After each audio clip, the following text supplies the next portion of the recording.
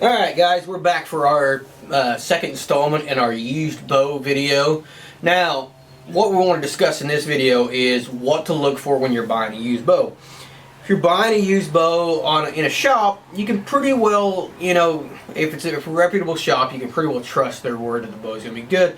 And you can also pretty well trust that if something happens to the bow, that they're going to take care of it. So buying a bow in a shop, a used bow in a shop, is a safer bet, but you can also get a really good deal buying a used bow off of an individual or sight unseen on things like eBay and through Craigslist, Archery Talk, things like that. So you can buy these from an individual and still save quite a bit of money. Like I said in the previous video, this one I bought through Facebook, I believe, and I paid $450 for it, which is a really good deal, and the bow's in really, really good shape. But even when these bows come in, used bows, there's certain things that I do to these bows to make sure that they're in shootable shape before I even start setting them up. The first thing that I'm going to do is I'm going to look the strings all over. I'm going to look for separation in the serving right here, because a lot of times when you put a D-loop on there, they'll pull it so tight that they'll stretch the serving and it'll actually separate it. This one looks like it never even had a D-loop on it. This one looks really good. These are aftermarket strings. They look like they're fairly new and they look like they're in pretty good shape. But I'm going to look them over. I'm going to look for any flyers on here. I'm going to see if this need flyers. I'm talking about the little, they look like hairs that come off. They're little strands that come off there. I'm going to look for flyers, excessive flyers. I'm going to look and see if it needs waxed. I'm going to look for all the serving that goes through your, I can't even think of the name of this thing now. I just completely went blank on what that is. And I've been doing this for 25 years and I can't think of the name of that thing. Cable guard. So if you have a roller guard or a slide, you're going to want to check that out, because the strings going through there, even if it's a roller or a slide, even if it's Teflon, they can take some damage to that area. So you're going to want to check to make sure that the serving through there is in good shape. And you're going to want to check, this is where it comes really critical on your strings, is you want to check around your cam. That's where you're going to see the most sign of wear, and it's usually in the loops right here that hook up to your cam. So I got a loop here. I'm going to check that out, make sure there's no serving separation there. I'm going to check the loop here, make sure that it looks good, it's not frayed. I'm also going to look for the contact points where it contacts that mod. This module is what changes your draw length, if you're not familiar with that. So I'm going to look at all of the contact points where it actually touches that module to make sure that there's not excessive wear, that there's not broken strands, that the serving's not broken, things like that. Now I'm also going to turn it around and I'm going to do the same thing around the cam. I'm going to look at the loop right here. This is where your main string hooks up on this Hoyt. I'm going to look at it right here in this contact point on this arch. I'm going to really look that part right there over and make sure that it's really good shape right there. And I'm going to follow it on around the can. This one is in excellent shape. It looks like it's in, these strings actually look like they're brand new. While I'm looking at the cam, I'm also going to look and make sure that the module is tight. All I'm going to do is lift on it and make sure that it's tight. I'm going to look at my draw stop. If it needs a draw stop, I'm going to make sure that that draw stop is there, and I'm going to make sure that that draw stop is tight. Now I'm also going to make sure that that draw stop is in the correct position for this module. And you may not be able to do that in an archery shop, but that's an easy fix. So before I shoot this bow, if I'm buying this bow, that may not be that important. It's really not that big of a deal. As long as the module is there, it's tight, and the draw stop's there, and it's tight.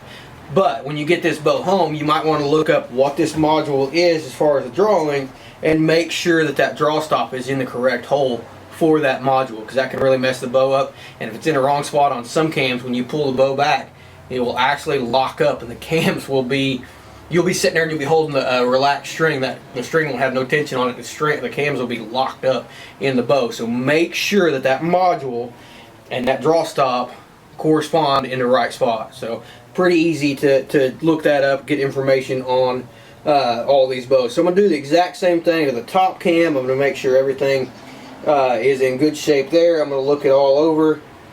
This one on this top cam right here where that string goes in, boy, that thing's really, it's really dirty. It's really gunked up. A lot of wax build up in there. So I'll probably take a Q-tip and I'll probably clean that out. It really ain't that big of a deal, but I don't want it getting so gunked up with wax that that bow, that string comes around in that channel and it actually forces the string out of the channel. So I'll probably take a Q-tip, just a plain Q-tip, and I'll probably just draw that thing around there and clean that up. On the top here I've got a split harness. I'm going to look at my harness. That's really, really critical there to make sure that none of them, because that harness, basically you got 50% on each side. So if that harness has got some missing strings or some busted strands on it, that can be very, very crucial. Okay, so I'm going to look around the cam here and make sure that that's alright. Everything looks like it's in pretty good shape there. Again, I'm going to look over the riser. I'm going to look on the inserts. I'm going to make sure that the insert for this doesn't have any obvious signs that the threading on it is messed up. Same way with my burger holes, which your burger holes are right here. Same way with my sight holes. I'm going to make sure, and if you want to, I've done this before. I've went to bow shops and I went to meet individuals, and I've taken one of these bolts with me and just screw it in there and make sure that that works. This, your burger hole and your stabilizer insert are actually the same thread.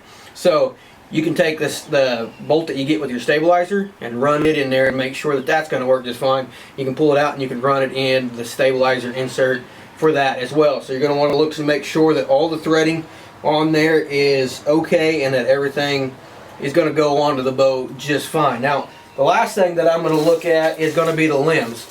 I'm going to look at the limbs visually and I'm going to inspect them. Now that can be hard to look at these things and see any cracks, because the limbs on this Spyder, you can see there, they are carbon fiber.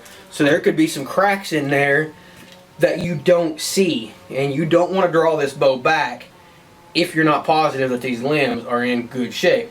Now, an easy way to detect a crack is to take a cotton ball and run over these limbs. Go both directions, go all over them, make sure that each one, get the sides, get the underneath, get every piece of this, and make sure if this catches a sliver, then that limb has got a crack in it, or it's delaminating. It can be an issue with the limb. So I'm going to do that all over these things and make sure that nothing catches. The top appears to be fine.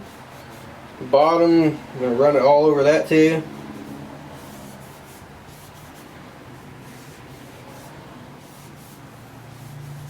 Bottom appears to be fine as well. So those are the things that I'm going to look for before I ever draw this bow back, before I ever do anything, especially if you're purchasing this bow.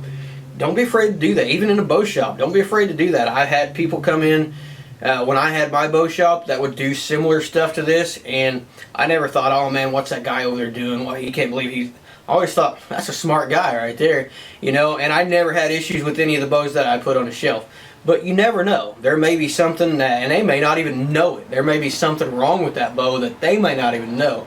If you're buying from an individual, or you're buying, sight unseen off of something like eBay or Archery Talk, that's the first thing I do. If I'm buying from an individual, like on Craigslist or something, when I meet them, I'll do all the things that I talked about. I'll look this thing over, make sure everything on it is fine. And if that pisses them off, then oh well, buy a bow from somebody else. If that pisses them off, then they're probably trying to hide something. If they're not trying to hide something, then it may be something that they didn't know. But if they're not trying to hide something, they probably won't care that you do inspect the bow thoroughly. So be sure to make sure that these used bows are in good shape. There's a lot of things on these that can be fixed. I mean, almost anything on this can be fixed, but sometimes it's really, really costly. A set of new strings, I can buy a set of new strings from JBK for 65, 75 bucks, something like that. You can buy most new sets of strings for under 100 bucks. But use that as a bargaining tool. If you get there and you're like, man, this string needs to be replaced. If it's a shop, say, hey, I'll buy that bow for full price, or your asking price, if you'll replace the strings. If it's an individual, say, hey, I'll buy this bow from you for 75, knock 75 bucks off the price, and I'll buy this bow because I'm going to have to replace the strings.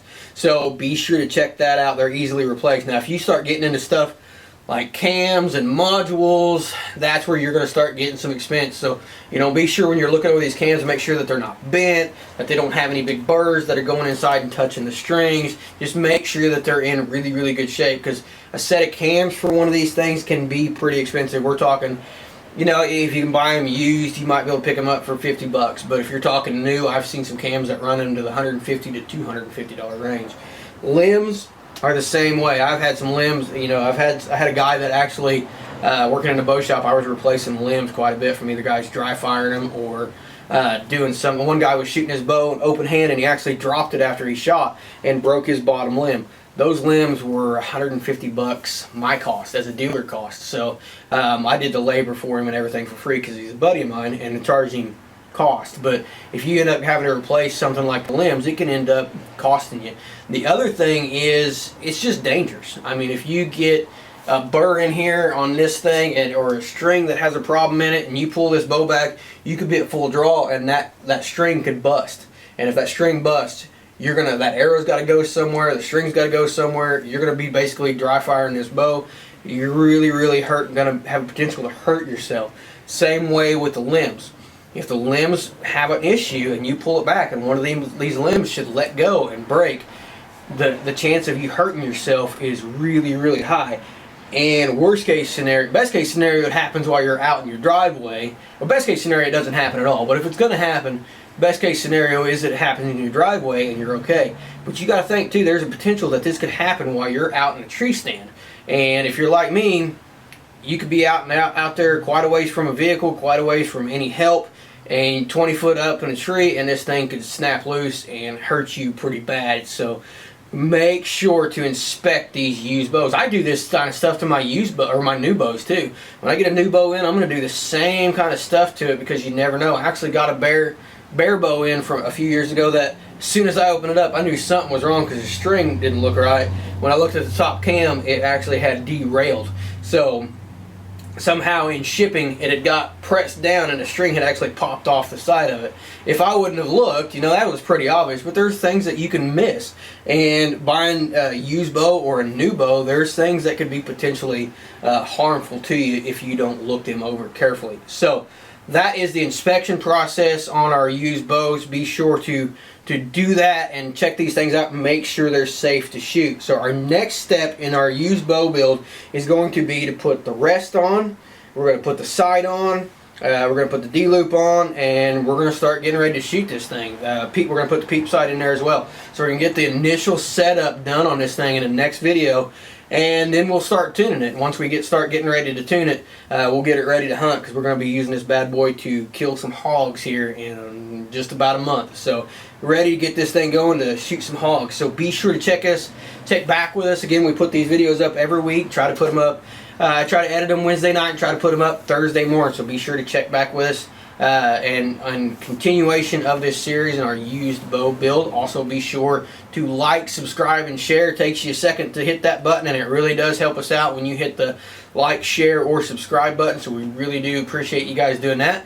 Be sure to check us out on social media like Instagram and Facebook under Ike's Outdoors. Appreciate you guys watching.